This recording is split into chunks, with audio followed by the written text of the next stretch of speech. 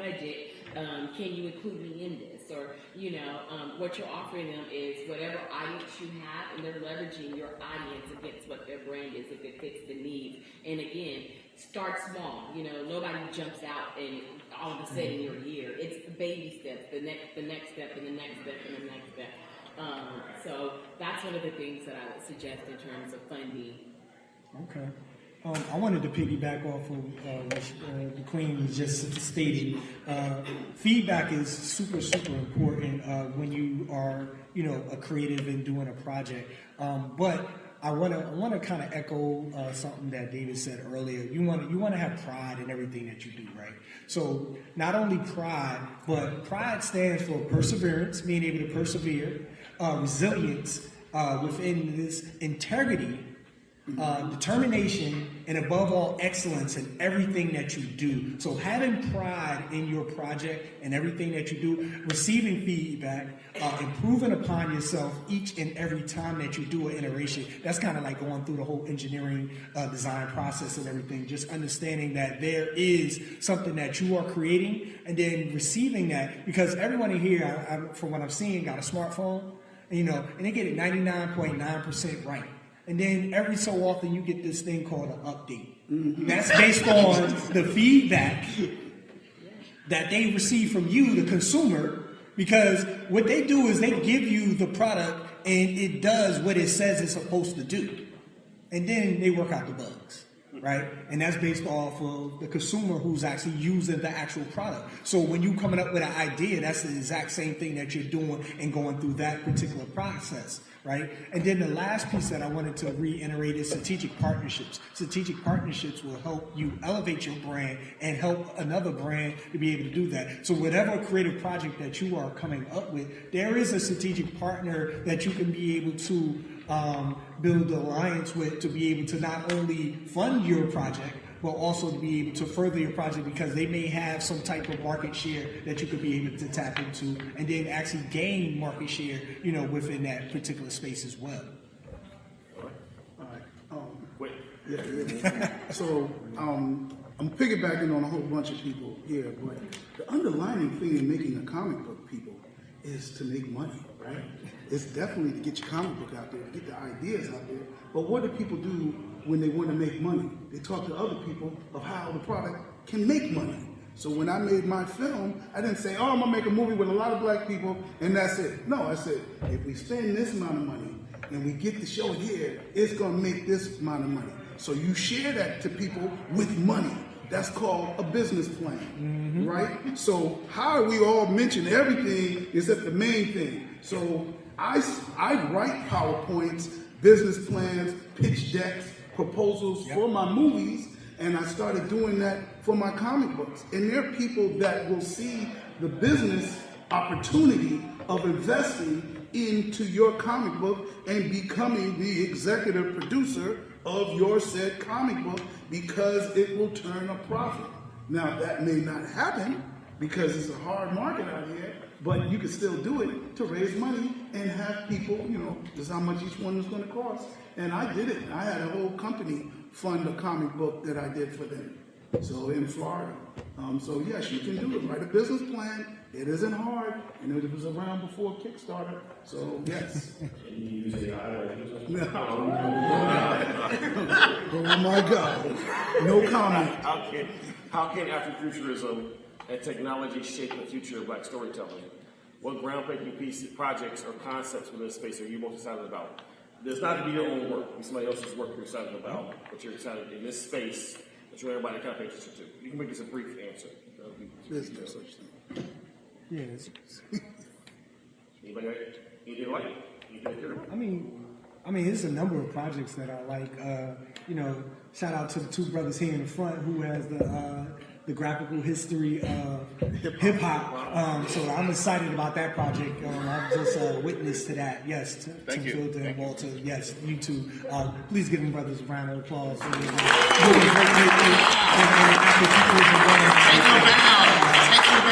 In the Smithsonian, in the Met, you know, all of these different spaces and everything. So, you know, they are definitely an inspiration for, you know, the projects that, since we can't talk about our projects, you know, so. But when we talk about Afrofuturism in space, being able to just being able to control our narrative is definitely key to be able to tell our story, because no one can tell our story like we can tell our story. And then understanding that there is a historical aspect, there's a cultural aspect, there is a number, even an economic aspect to all of this that we're doing, and no one can tell that like us.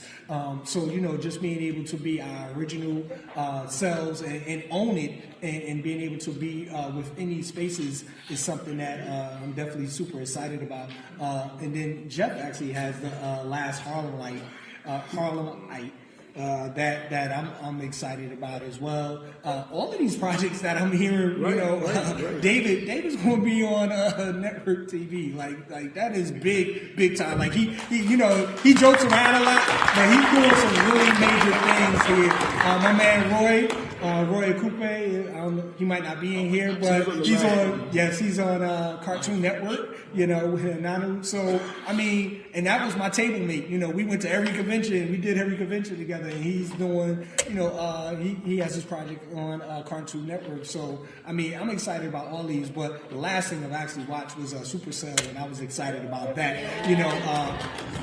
I was actually talking to this brother about writing a prequel for that, so that was something that, how he actually got to that space and everything. I thought that was unapologetically black narrative, and without a lot of the fluff that we have here, I'm gonna say stateside, right. that gets infused into some of the narratives that Hollywood or whoever else wants to kind of push, within the space. But I thought this was like just using creativity, being able to be original in their authentic selves, to be able to tell a story. The biggest project, and thank you for the shout out, right? The biggest project that I am excited for, and I've been excited before the project was even announced, was this anthology called Space Funk. And I am a Trekkie, right? And I embraced the opening where it says space, the final frontier. And I started writing science fiction in 2009.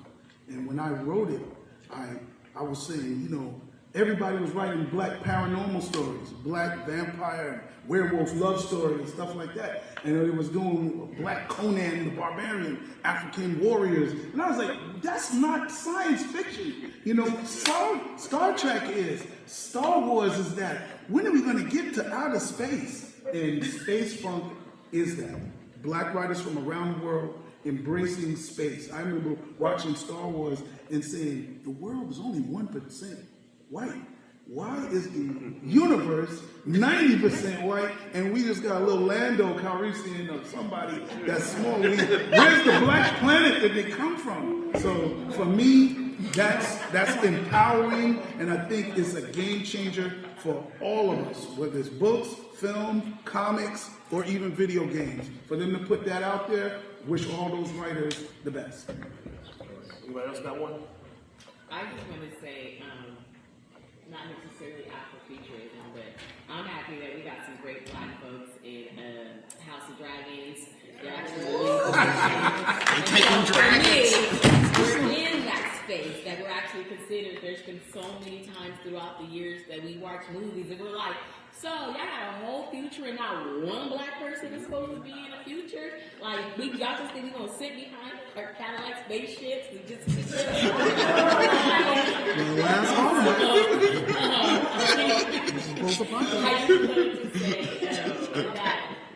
It's important for us to be in all of the space, not just in, like a all black movie or all black cast, but we need to be in all of the spaces. And so for me, I'm very happy to see us in that particular space because I love the show.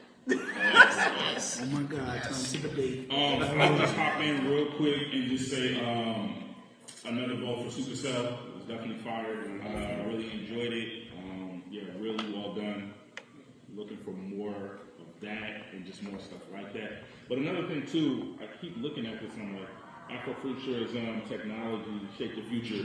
One thing I want to see a lot more of is like more collaboration between us black creators, right? Like what's stopping us from making a video game of the comic book or making a film of the video game or et cetera, and like even being able to reuse assets and share skill sets and technology and all of that to just expand our reach, right? So that's kind of what I'm seeing when I look at this. There's a great game on EA Play called Zal, which is a great Apple Fantasy game. First ever African funded studio by a major publisher. And it's free on PlayStation if you have it. Look on the PlayStation Plus app. But it's amazing 2D game. I think it's great. All right, next question. Wait. I didn't say what I'm excited about. I'm sorry. We said we was excited about you already. So. No, it's not about me. I'm really excited about Lion Forge Animation and Decoy Games. Okay. Lion Forge. Yeah, clap for them. They're amazing black animators. They're crushing it. They're doing Roy A's book. Right. So they're just crushing it. And Decoy Games, which is a black-owned video game company, like they're gonna take over. So love it. Yeah. Next question. What are some software programs black creators should be using and if they're take it seriously professionals? What should you know if you want to be in the industry? In your industry, what you should know? I'm out. That's not for me. I really want to troll David and say ChatGPT, but Say it. And you know, ChatGPT is not the only one out there. I know. It's not the only one. But Yes, brother. now, brother, honestly, so I specialize in like game development, and I definitely think that we're starting to see it more. But I'm really want to say Unreal for sure. I was going to say. Unreal is just so strong, and it's getting stronger every year. But also, it can be used for more than just games, right? And so I think that folks really want to start looking into all the various applications that you can use it for, right? Like they were using it in Mandalorian and all these things, right? So you can use it for a lot of things. So I would definitely say Unreal is a major one that I think folks should be looking into.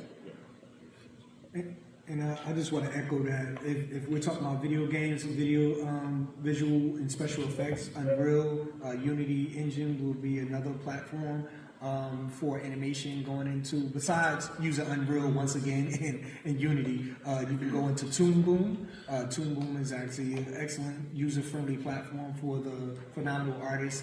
And then, on a simpler platform, you can use Animate, right? So Animate is another platform that you can actually get into.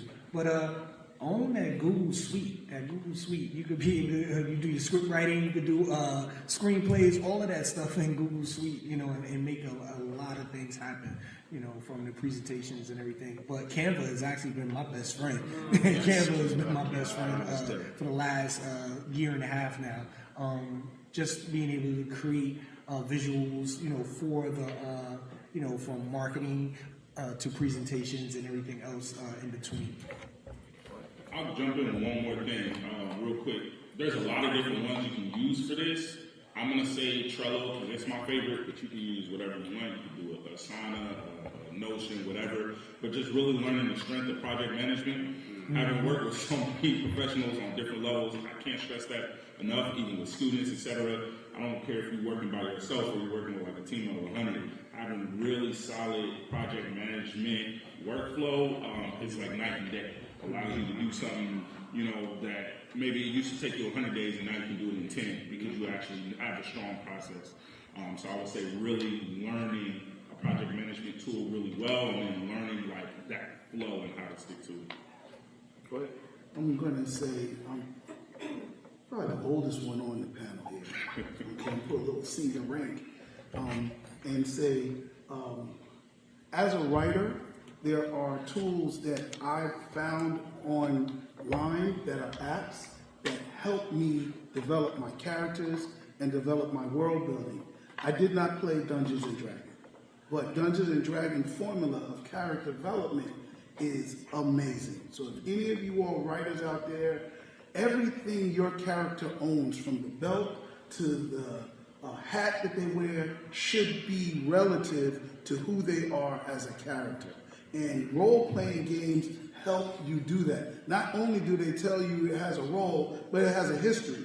And that is a stepping stone to apps online. So how I built my universe with my different planets is I went on a role-playing game builder online that allowed me to build my planets with the temperature, with the size, the population, humanoid structure, all of those things. I don't even know if it's AI, whatever it is, and I'm pretty sure when I was younger there was ways to do it on paper. I'm just saying there's ways to do it now online, on app. It's developed by these smart guys here, but it's a tool for writers that we can use to help you do things to make you look more professional. Mm-hmm. I would say if you're a writer, scrivener, to be something that's in your wheelhouse, it's absolutely the best writing program that exists in the world.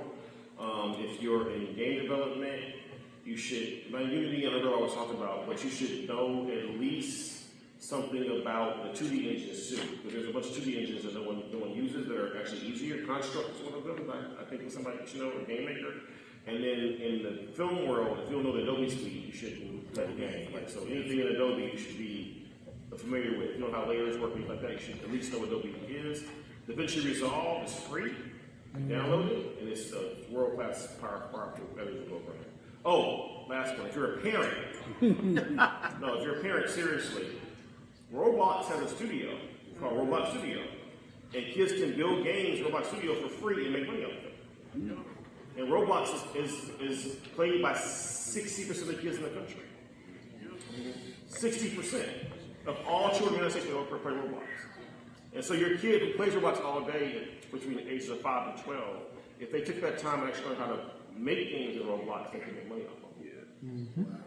So that's when I think that is overlooked often is Roblox. Next one. Let's skip that one. That's already good. All right, here's my controversial one. Oh, good. Is hip hop still the voice of black culture? Yes. Okay, so what is this? Yes. Yeah, that's all. Because this is a black creator panel. Hip hop has been no, but I'm Okay. Wait a second. Yeah, hip hop has been told every generation says hip hop is relevant by generation. But is it still the voice of black culture universal like it was in the 90s and the 80s? Like we say it is now. Can I start my answer off with an off-key rendition of what I think the answer will be given with? Are you gonna rap?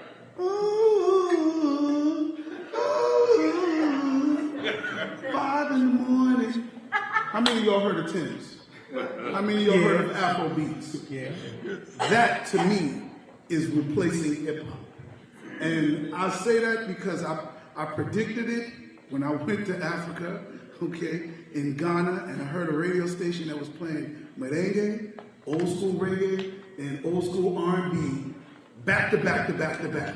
And it was playing 80s and 90s hip hop, all on the same playlist. And I was like, in America, we have times for each one of these separate genres, but yet they look at us in the diaspora and see us as one because we all came from them. So, like, I watched the whole house disco music documentary, and the guy from Philadelphia who created the Philadelphia sound, who said it's the disco sound, said it came from the boom, boom, boom. So that we like to take credit for it, but just like Caribbeans like to take credit for their type of rice and peas and all of that, and then when you go to Africa, you be like, man, they got jollof rice, and that tastes better than all your islands, different ones. So all the little hip hops that we made, all the little bachatas, the merengues, the salsa, the sambas, all go back to a West African beat. So when we talk about black culture, our hip hop is what like people like to say is a music, right? I argue that it's a culture, but even everything that derives from that hip hop is a mixture of everything in the diaspora, and everything in the diaspora, when it comes together, all of the missing pieces of every little fragmented culture reform the collective culture that we got from West Africa. So that is where we are. I listen to Afro beats in the taco place that I was at. They got a Mexican version of it. You go to Dominican Republic, they got it there. You go to Jamaica, they listening to it there. It's so much you don't even know where the person is from anymore. It's just an Afro beat, and I think, the future of where our culture is going to go. Because I actually think hip hop is sort of dead and it's died a long time ago. And we have a new music form now that's trap music, that's all this other stuff. So, anyway, that's my answer. Leslie. So I want to say I agree with you in a big part. I do see that the Afro beats are taking over at a lot of the clubs, at a lot of the spaces, in a lot of projects, and et cetera. But I got words for you. Let's do it. So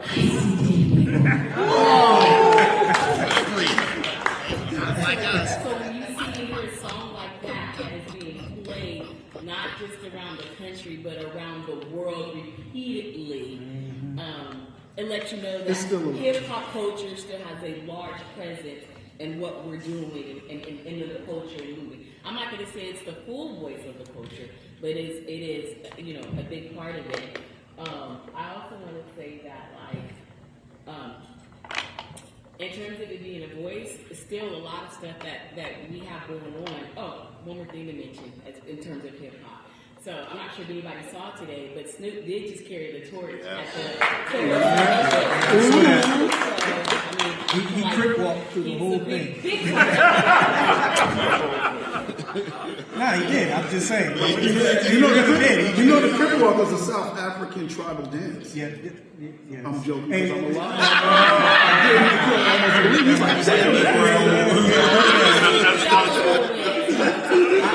I get you. I got it. I thought you was I got a going book to to say. show you. And then the other thing I'm looking forward to seeing in terms of like hip hop is that we do have a female vice president that's now running for president. So I can't wait to see what her music and selection is going to be in this culture.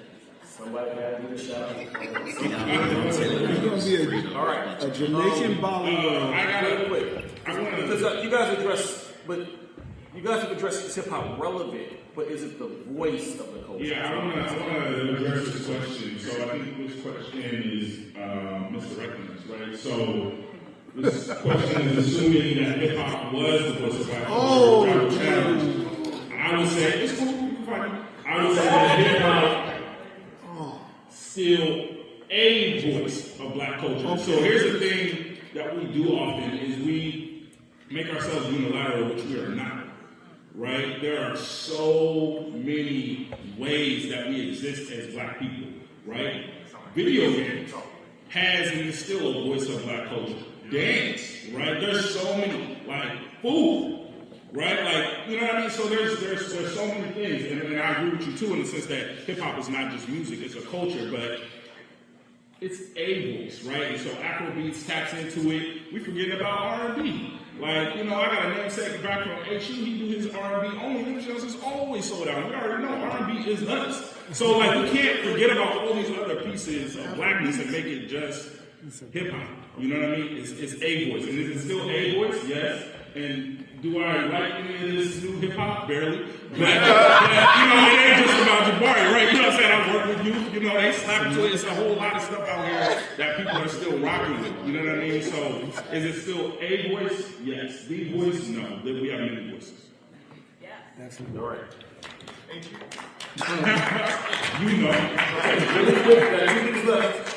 Really quickly, what's the next project you're working on? And we got to get this picture, this black person our picture before we're done. So, All right. 15 seconds. What you're working on and what should people know about you? How do you get in contact with you? Sorry. So I'm a publicist. So right now, one of my clients just happened to be one of the biggest wrestlers. At least she's on the rise to it. So I'm a publicist for Jade Cargill of WWE. Oh, yeah. Okay. Let's get that Jade comic book. Jeffrey writing it? I will. All right. Better than the AI comic. All right, Joy, hurry up. Go ahead. One thing. How do you find you? What are you working on? Jabari. Oh, yeah. Man, where can y'all find me? Shoot, I'm everywhere. Jabari. Ali. My last name actually got 2 eyes, so just look me up on one. I'm not really on the socials like that, but you can try to find me. Again, I work with the Hidden Genius Project. Definitely check me out there. I'm in Oakland. Always looking to work with people. Again, I have my own indie studio, Hero's Journey. We just released Touch Your Tactics. I got a few other things that haven't been announced yet, as well as some events and things like that haven't been announced yet. But honestly, I love to work with community. So if you're trying to do something in your community, reach out to me. Anything to do with tech, nerd culture, education, and we can make something happen. David? All right, yeah, I'm David Crownson. Follow me at dcrownson. If you want to buy Harriet Tubman Demon Slayer, I'm at H09 at the Wink booth. There's a bunch of irons in the fire, like Harriet Tubman Demon Slayer being a TV show. And yeah, thank you for coming. All right. My name is Nasir Gifted. You can find me at Nasir Gifted or at PBS Media Studios. What we have in the fire, we actually have an animation pilot coming out for PD Soldier called Blacklisted. So that's coming out. Also, we have Jason, the rose that grew from the concrete. That's going to be adapted into an Afrofuturism experience called The Awakening of Jason. So that's something that we have. And then also the Futures Black podcast. So I'm the host of the Futures Black podcast. So check me out there. Here's the 15-second pitch. I'm going to be signing my book tomorrow at 1 o'clock at booth 1808. This is Afrofuturism at the best. It is post-apocalyptic. It's one of the few comics that you see where black people actually survive to the post-apocalypse. I'm putting it out there. I created a whole organization called the Harlem Survivors that do overnights in Marcus Garvey Park in Harlem, and they don't do it in real life, but in my story, they do. They teach fishing, they teach hunting. Right now, my book is being given away at the Black Gun Association's National Conference in Texas because I had to learn to be a survivalist to write this book because the people in my book are survivalists. They have a bunker, they build bunkers, and this is beautiful fiction that I would like for it to become reality. So please, this book the variant cover is only $10, booth 1808. My brother bought 2 copies from me, so I thank you. It'll be in stores. The gatekeepers are keeping me back, so they haven't even bought it. So thank you. I need you all to buy it. And it's really briefly, you can find me on my first name, Leslie, last name, Gay on Instagram. On most social media, it's just Leslie Gay, but Leslie Gay ENT on Instagram. All right, and my name is Carl Bernardo. You can find me on Instagram at Carl.Bernardo. I have 2 books coming out next year, The Last in Sea and Cloaked. And thank you for coming to our panel. Before you leave, you go to the middle, we'll do a Black Heroes Guard picture. We do it every year. And then we'll say thank you to our guests for coming and doing this wonderful panel for us. And give us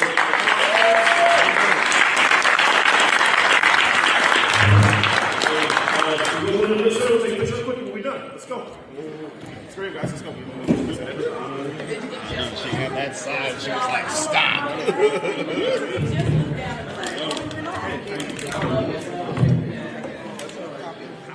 Alrighty.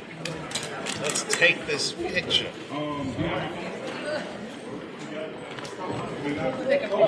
You made it.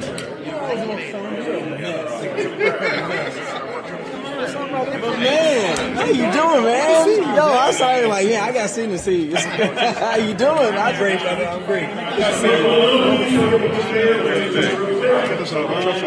Thank you. Thank you, Josh Cops. Appreciate your words. Love what you do.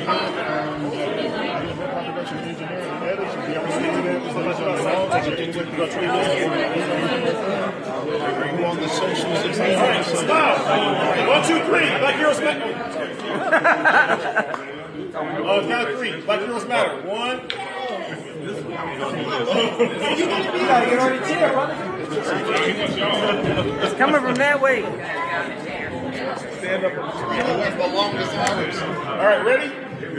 1, 2, 3. Black Heroes Matter. Black Heroes.